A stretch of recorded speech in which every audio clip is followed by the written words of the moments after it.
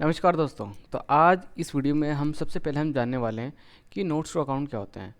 देखिए, notes to account का मतलब है कि जो भी हमें आइटम दिए होते हैं बैलेंस शीट में या फिर प्रॉफिट एंड लॉस अकाउंट में, उनकी डिटेल्स जानना। जैसे अगर उसमें लिखा हुआ है कि रेवेन्यू फ्रॉम ऑपरेशन 1 लाख रुपए है, तो अगर मुझे डिटेल में जानना है कि जो रेवेन्यू है वो एक्चुअल में कहाँ से आ रहा है, मतलब कंपनी के एक्चुअल में कौन कौन से वर्क है, तो मैं रेवेन्यू फ्रॉम ऑपरेशन का जो नोट्स टू अकाउंट है मैं वो देख सकता हूँ अगर गिवन है तो सबसे पहले मैं आपको नोट्स टू अकाउंट दिखा देता हूँ कि नोट्स टू अकाउंट आप कैसे देख सकते हो। देखिए, जैसे यहाँ पर हमें रेवेन्यू फ्रॉम ऑपरेशन दे रखा है, ठीक है, और यहाँ पे हमें दे रखा है नोट नंबर 18।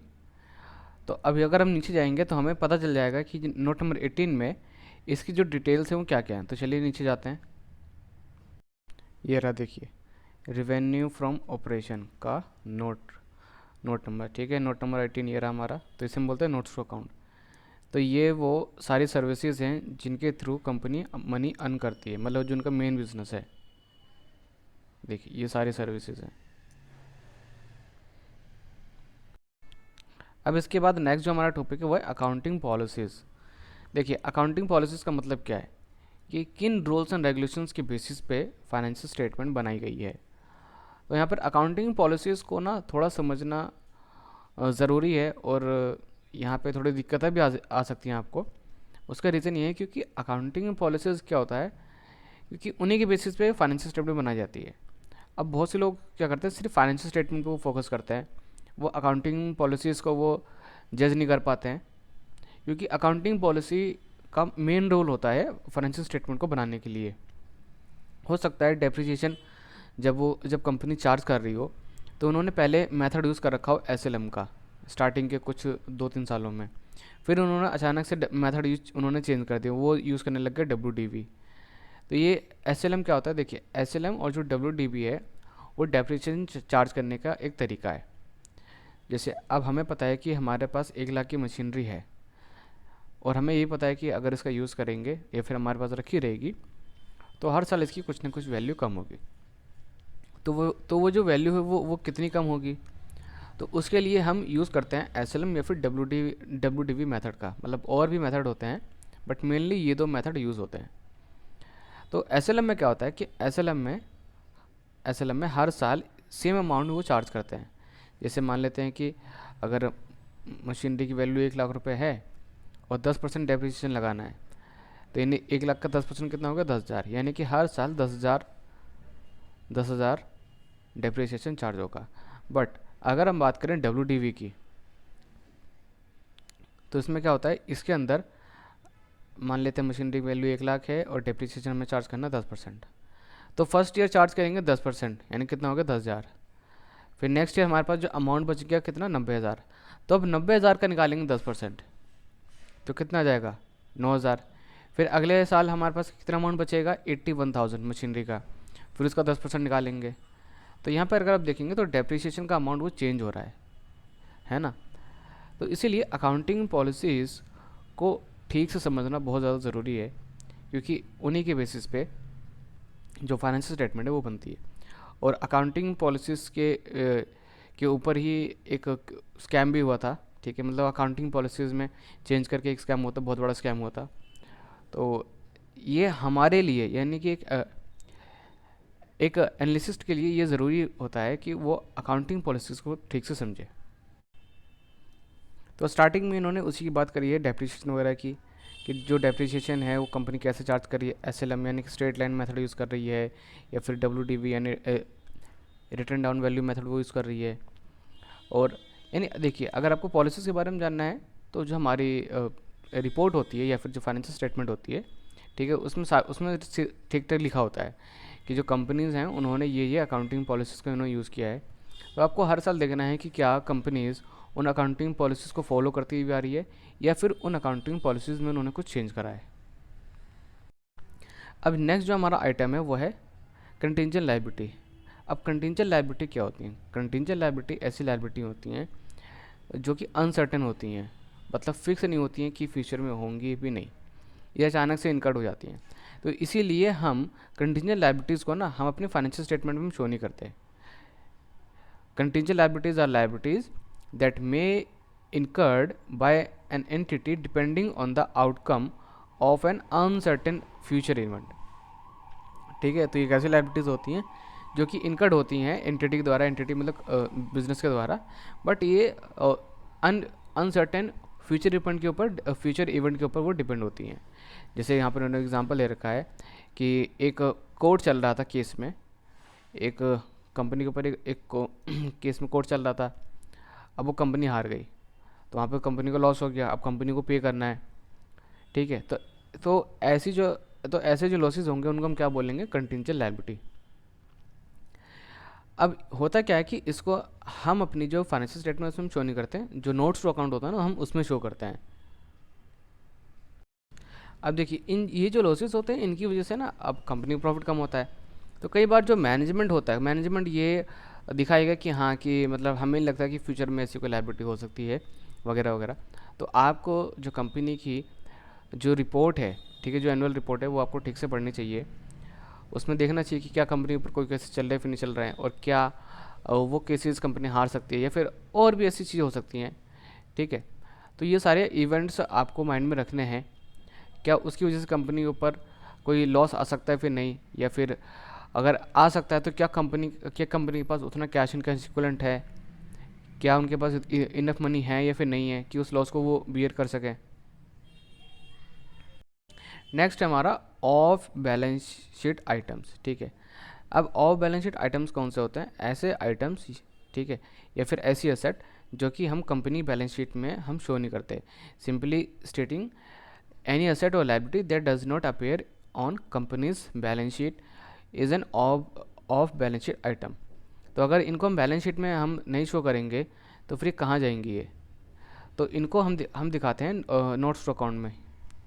देखिए for example loans taken are part of liability in the books of the company, operating lease which is an alternative way of financing an asset is an off balance sheet item. तो यहाँ पे दो item है, एक तो company ने जो loan ले रखा है, दूसरा जो ऑपरेटिंग लीज है। तो ये क्या है, ये ऑफ बैलेंस शीट आइटम्स हैं। Contingent liabilities are as defined above are also off balance sheet item. मतलब यहाँ पे जो हमने बात करी थी अभी कंटिंजेंट लायबिलिटी की, तो वो भी क्या है, एक ऑफ बैलेंस शीट आइटम है। तो ये तो यहाँ पे शो होंगे नहीं। ठीक है, तो यहाँ पे ये कहाँ पे शो होती हैं, would covered as note to accounts in annual report. तो ये एनुअल रिपोर्ट में आपको अलग से आपको दिख जाएंगी। तो हम लोगों के लिए ये चैलेंज है कि हमें ऐसे जो ऑफ बैलेंस शीट आइटम्स हैं उन पे हमें नज़र रखनी है, क्योंकि इनकी वजह से कंपनी का जो प्रॉफिट या फिर लॉस है उसके ऊपर इम्पेक्ट देखने को मिलेगा।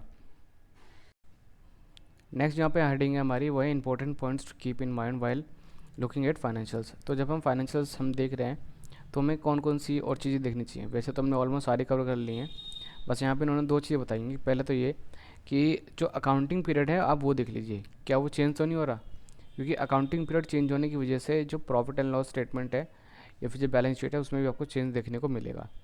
और दूसरी चीज़ ये कि जो ऑफ बैलेंस शीट आइटम है वो भी आपको देखना पड़ेगा, क्योंकि उसकी वजह से कंपनी का प्रॉफिट या फिर लॉस वो बढ़ और घट सकता है। अब बारी आती है कि हमें जो रिपोर्ट पढ़नी चाहिए ना, वो ना एक ऑडिट रिपोर्ट पढ़नी चाहिए।